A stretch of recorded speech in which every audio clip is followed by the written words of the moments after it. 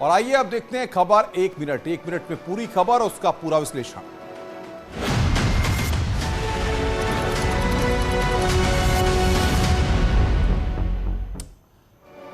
इस भीषण गर्मी में अगर सड़क पर सफर कर रहे हैं तो सावधान हो जाइए। तस्वीरें फिरोजाबाद से आई हैं, जहां रोडवेज की बस देखते ही देखते आग की लपटों में समा गई।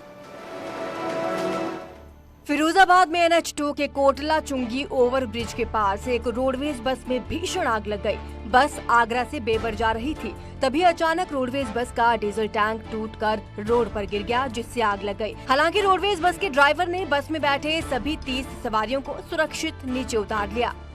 फिर क्या हुआ? तुरंत मैंने सिलेंडर लेके मैं भागा भी। उसको मैंने बुझाने के लिए, वो सिलेंडर खाली था। उसमें कुछ था ही नहीं। सिलेंडर खाली था जी। कौन सी डिपो की है? बेवर डिपो। ये कहाँ से चलती है बस? बेवर से आगरा जाती है। तो अभी आगरा से बेवर आ रही थी, वापस आ रहे थे जी। तो सिलेंडर चेक नहीं हुए थे? कौन करता है विभाग में? आप हम लोग जो कुछ करना कर देते हैं।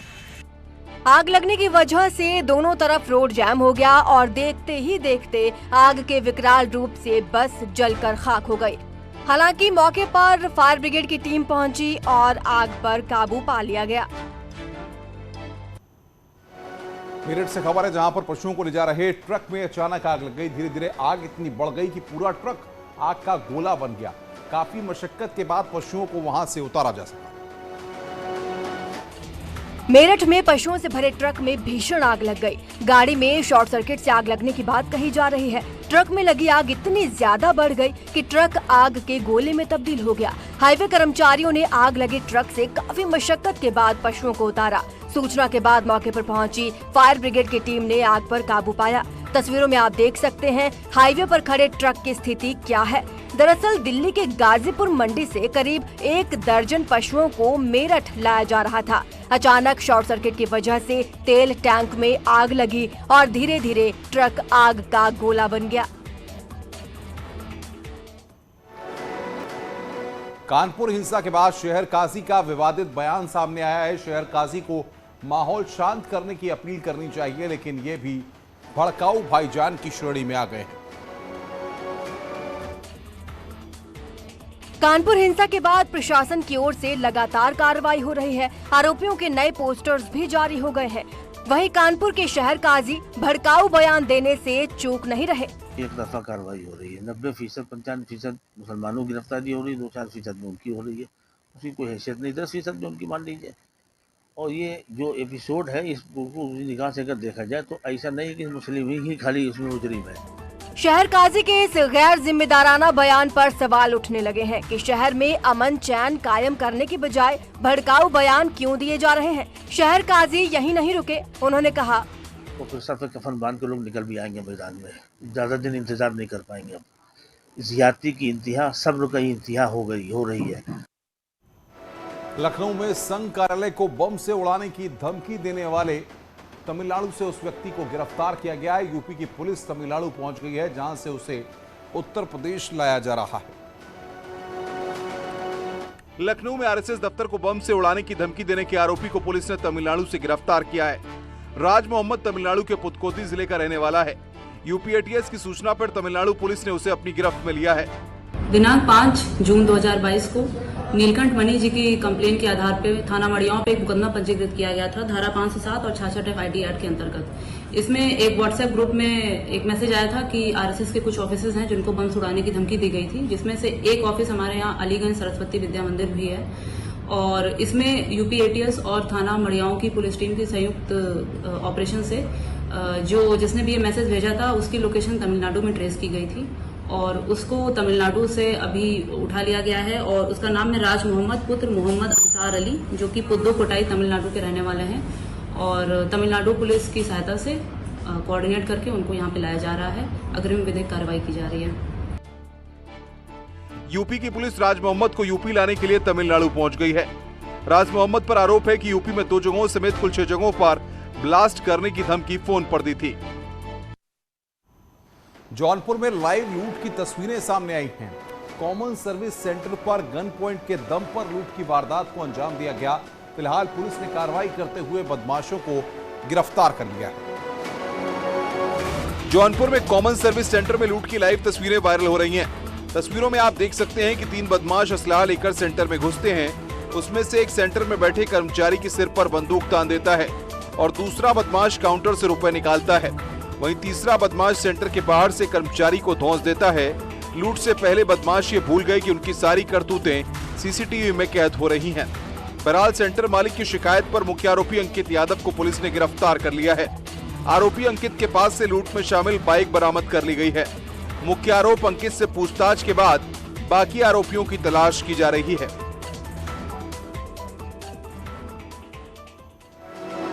योगी सरकार का बुलडोजर लगातार गरज रहा है। आज रायबरेली में प्रशासन का बुलडोजर चला, जहां 10 बीघे जमीन को कब्जा मुक्त प्रशासन के द्वारा करवाया गया।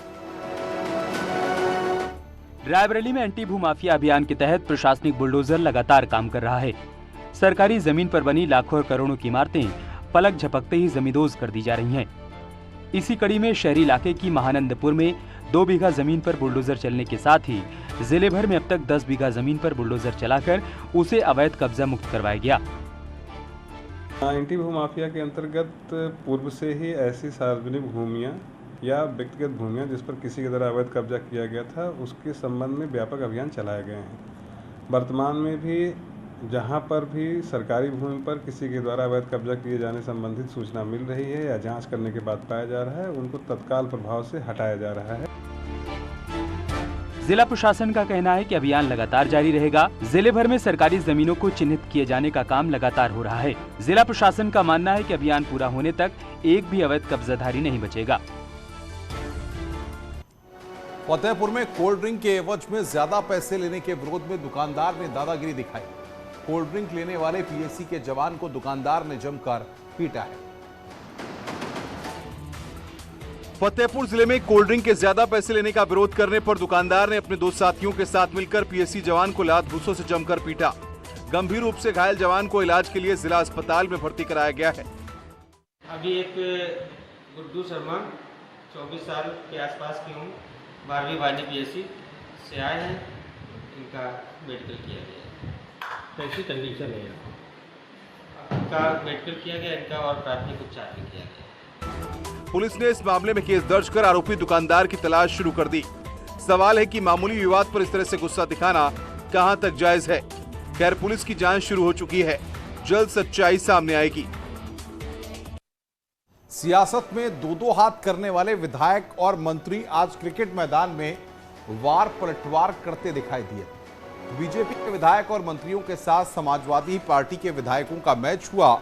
इसमें एसपी के विधायक बीजेपी पर भारी पड़े।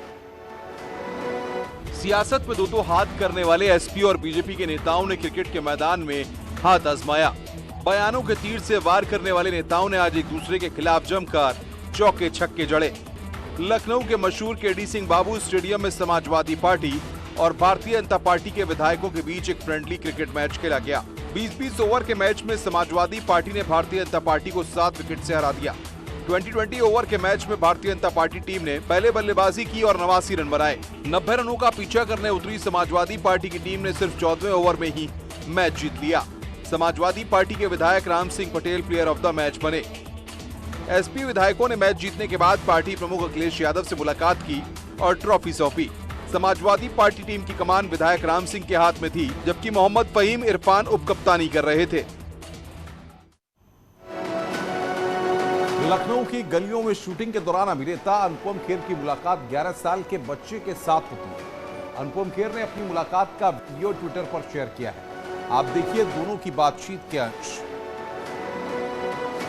अनुपम खेर इंद्रो लखनऊ की गलियों में है। शूटिंग के दौरान अनुपम खेर ने 11 साल के राज से बात की और आप भी देखिए क्या बात हुई। मेरा नाम राज है। मेरा नाम क्या है? आपका नाम? आपके नाम पिक्चर में कितने नाम है? अरे पिक्चर में असली नाम क्या मेरा? असली नाम? हाँ, असली नाम हमको नहीं पता। ये क्या फायदा हुआ? तुमने बोले हम इतनी सारी पिक्चरें देखे हैं आपकी। हाँ, तो असली नाम में कितने नाम है? असली नाम में कितने नाम है? हम आप जो है हर पिक्चर में नाम बदलते रहते हैं। राज की हाजिर जवाबी से अनुपम खेर प्रभावित हुए।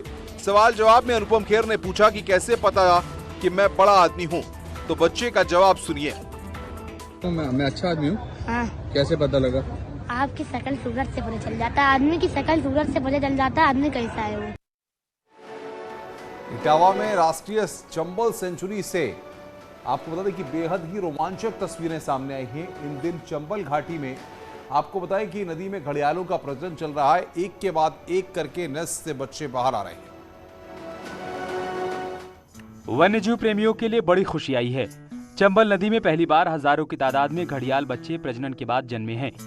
चंबल नदी में इन दिनों हजारों की तादाद में घड़ियाल के बच्चे नजर आ रहे हैं। घड़ियाल के बच्चों की चहलकदमी ने चंबल सेंचुरी के अधिकारियों को खुश कर दिया है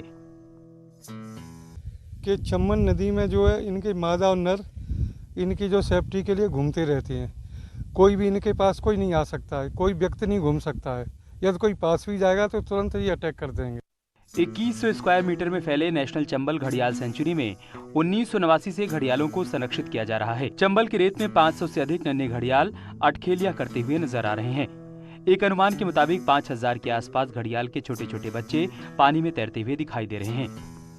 घड़ियालों की जो है बच्चे जो निकलना शुरू हुई हैं अंडों से जो है, और अभी इसमें जो 40 नेस्ट से उनमें से कुछ सियार वगैरह ने बारिश हो जाने के कारण खराब हो गए। 9 नेस्ट 18 नेस्टों के बच्चे निकल चुके हैं, 13 नेस्ट अभी बाकी हैं इसमें जो है। तो मादाएं आती हैं रात के समय में, ये निकलती हैं। दिन के टाइम में मादा जो है बच्चे नहीं निकलती जो है।